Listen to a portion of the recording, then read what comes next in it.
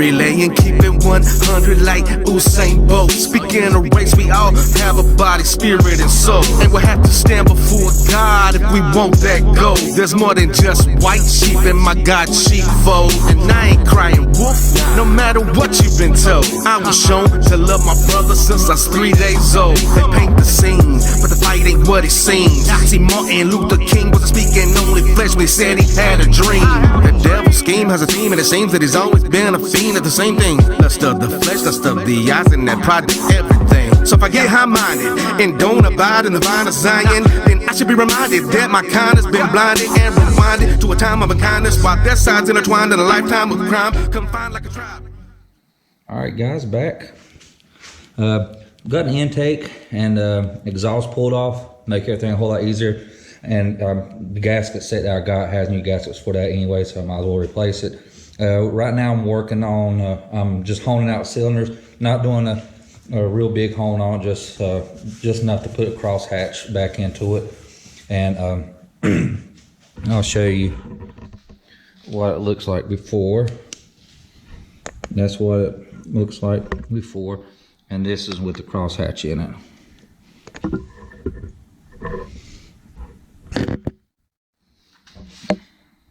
Y'all can see that.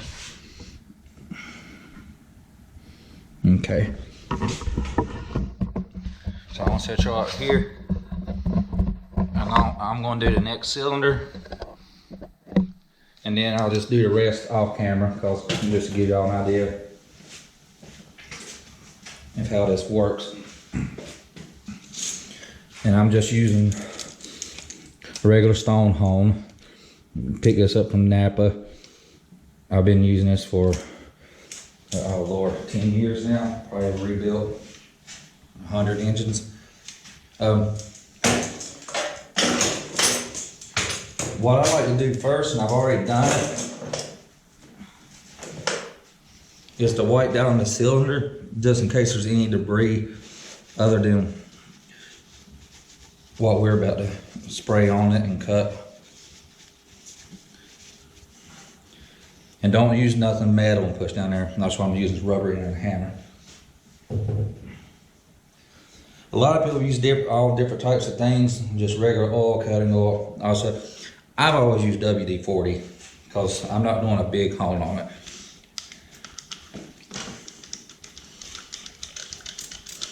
And I know some might argue about it, but I've been doing it this way for years, and I've never had an engine come back. Never. All right, so carefully put your stone hone in there. And then we're just gonna go at a medium speed and go just up and down.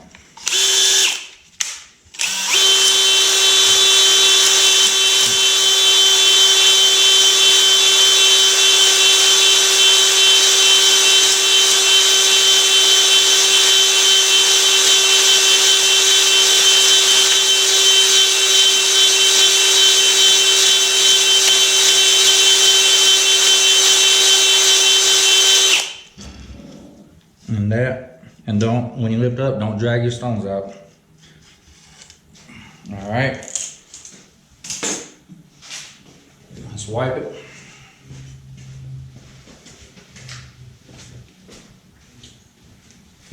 Wipe it out. Let's see what we got. See if I got.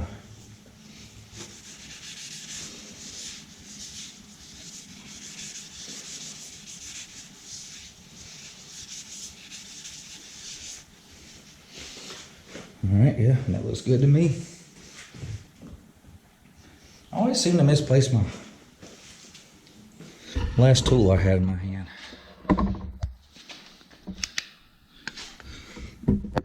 You can see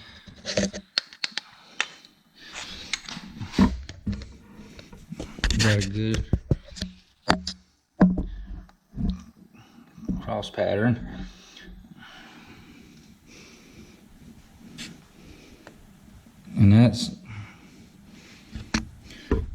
And it might look like it's really deep, but it's not. It's the light reflecting off of it. It's actually fairly smooth. it just looks that way on camera. But main thing is to get your crosshatch pattern good, and don't do it so long that you're having to go up on your piston size and rings. That'd be awful. But anyways, all right, well, I'm gonna get back at it and get the rest of these done. And then of course when I'm done, I'm gonna put the oil, my oil pan underneath it right here. And I'm gonna clean all this with brake clean, get it real good and clean. And then I will be hopefully putting rings on the pistons they're supposed to be in today. But all right, talk to you later. All right guys, I got my rings in, and as you can see, I have one pushed down in my cylinder right there. And the end gap specs on this is 7 thousandths to 17 thousandths. And right now mine's tight on 10 thousandths. So we good. We got a lot of room to work with there. So got a lot of life left on this engine still. And this is just standard ring, so we're still really good on that. All right, I got one of my pistons cleaned up really good, and we're gonna go ahead and get these rings installed and install it in the tractor, and then I'll do the other 3 off camera. So let's go ahead and get all our rings here, and do this right here. All right, let's see here.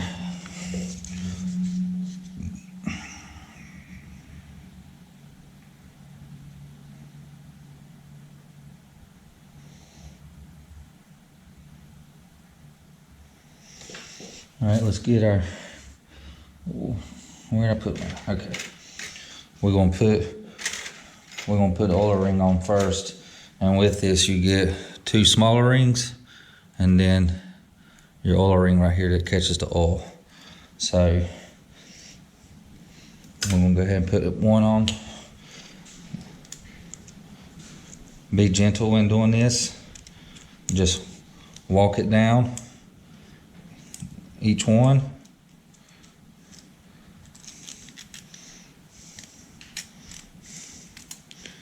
We got that one on. Now we're gonna put the oil ring on, which is, these won't break. I mean, they will if you, I imagine they will if you put a lot of tension on them. Here you go. Let's start this back over. This particular one, the oil ring goes on first. There we go. That goes on first. And where this gap is, let me see if I can find where this gap is. Okay, right there's the gap. I'm wanting my rings, include these rings here, I'm wanting them to be offset, the gap offset on it as well. So, like so, and you can adjust this once all the rings are installed on it. Okay, got that installed.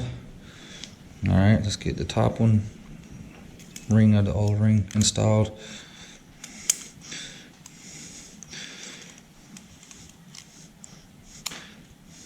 Go ahead, I'm going to rotate that so it's not lined up. Okay, and then the next one we put on is going to be the solid black one, and it's marked, you're not going to see it on this camera, but right there it says standard top.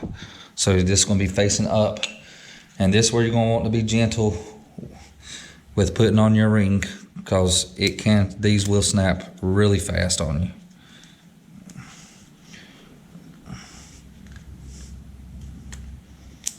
All right, got that one on. And then this top silver one, in this particular ring set, it said you can put it on either way. So it doesn't matter, either way. So let's put this on. All right, we got that on. All right, let's see here where I want to put this right here, and then I'm going to do this one all the way to the other side. All right. Let's get our ring compressor.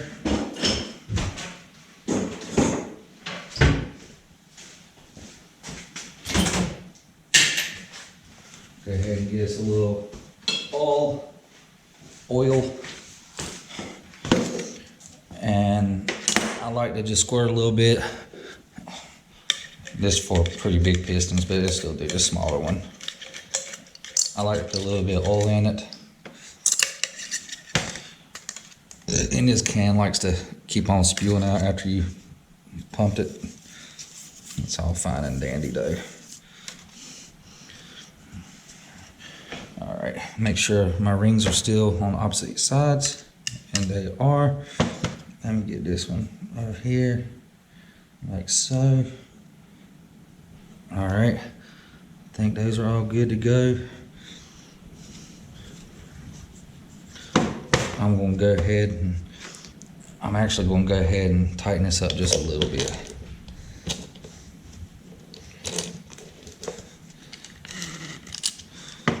See if that'll fit over it. And it does. I'm going to leave a little bit of skirt on the bottom, and then I'm going to tighten her up.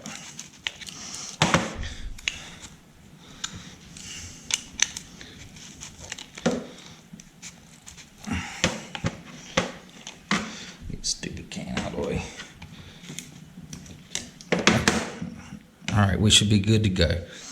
All right, let's move on over to the tractor. And okay, the side that has the numbers on it, on your connecting right here, an end cap, there's nothing on that side. The side that has the numbers faces the crank. So when you install it, it's going to be facing the crank and where the exhaust comes out. So let me go ahead and get us over here.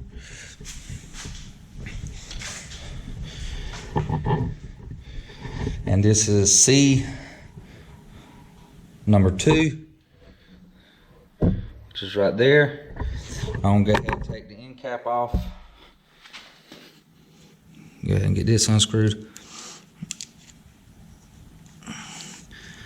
And if you're replacing your rod bearings, it's pretty self-explanatory. They come with a little notch right there, and it just snaps right in. Let me clean this up real quick and put a little bit of oil on that. Oil.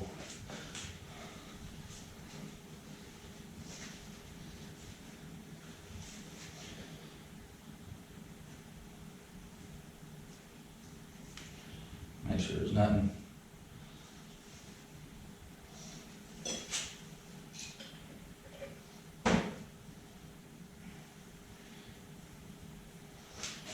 All right.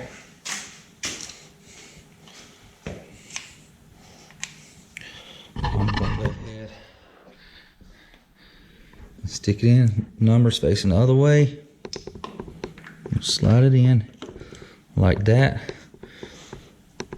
And then we're gonna tap it in.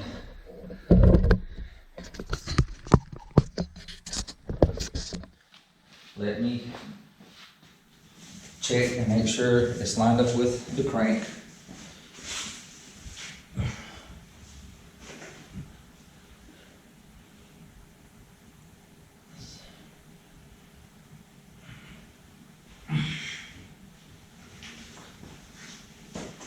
All right, let's get a wooden hammer. No, I'd rather use my plastic. Wood's fine, but just rubber. All right, so what I'm going to do is I'm going to gingerly tap down on this.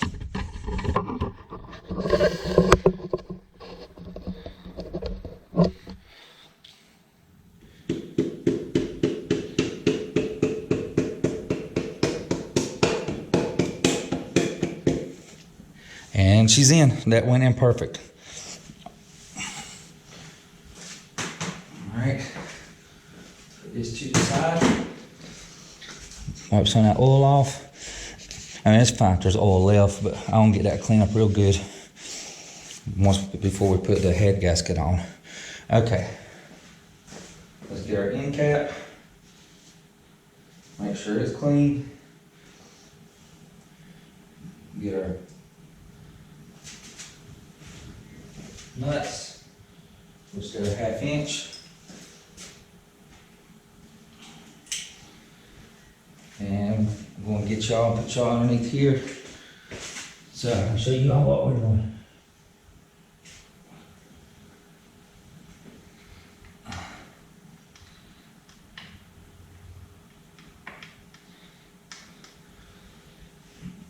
Okay. All right, guys. Right here's our connecting rod. Right here. And I got it lined up with my hand down here and tapped from the top till it seated onto the journal right here. And it's seated perfect. And it's straight. It's lined up the way it's supposed to be. So now we're gonna put the end cap on it. And I'm gonna see if I can do this with one hand. I'll put a little bit of oil on it. Get that worked into there. All right. Numbers facing crank. So there's some number 2. We're gonna slide it up in there, like so.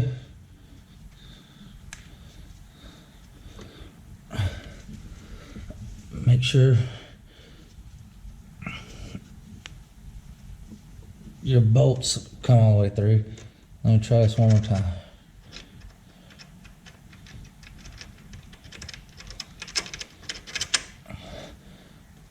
I'm probably gonna need 2 hands. Give me 1 second. All right. Got the end cap on. We're gonna start tightening.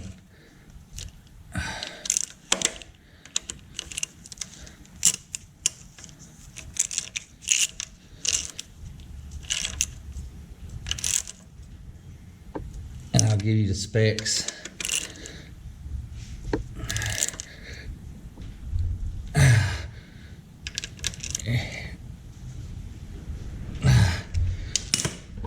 All right, got that tight and it's seated good. Give me 1 second, I'll be back with the... All right, I'm back. So the torque on these end cap bolts nuts is 16 foot-pounds, and that converts over to 192 inch-pounds. So I'm gonna go ahead and torque these to that. And I'm trying to do this one hand and hold the camera. Let me just do this right here. Maybe y'all can see. Right there.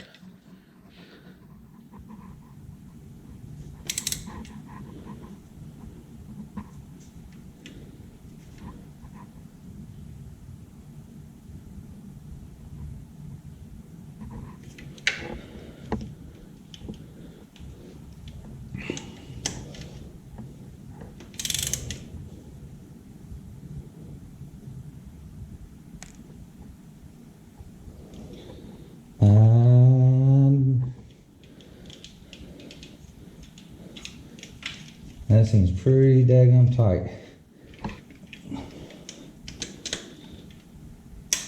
Okay. That seems really...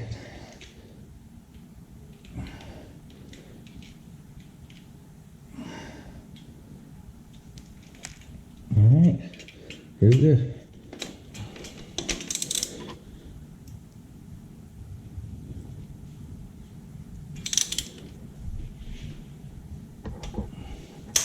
There we go, okay. I was waiting for that click. That was scaring me for a minute.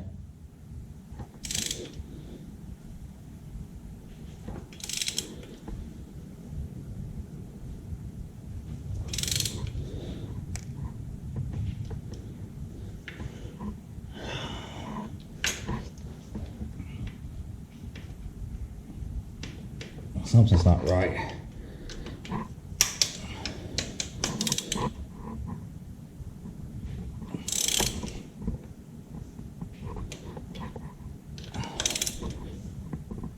There, okay. All right, we got them tight. I want to do the rest of them and get back. All right, guys, sometimes I want to show y'all real quick your end cap bolts. they have a flat side. See this flat side right here? See how it's flat? You turn towards your connecting rod right there. There's a flat spot. Oh my Lord.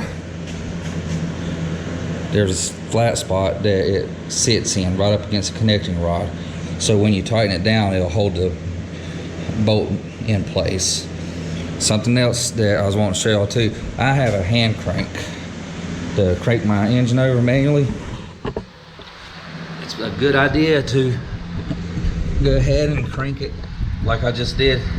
I just did this piston connecting rod and end cap right here.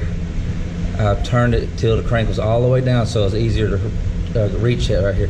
And what you can do is you can put your finger up above that end cap and hold the bolt down when you put your nut on. That'll make it easier and you'll know it's in the right spot. So yeah, hope that helped. All right, see y'all in a bit.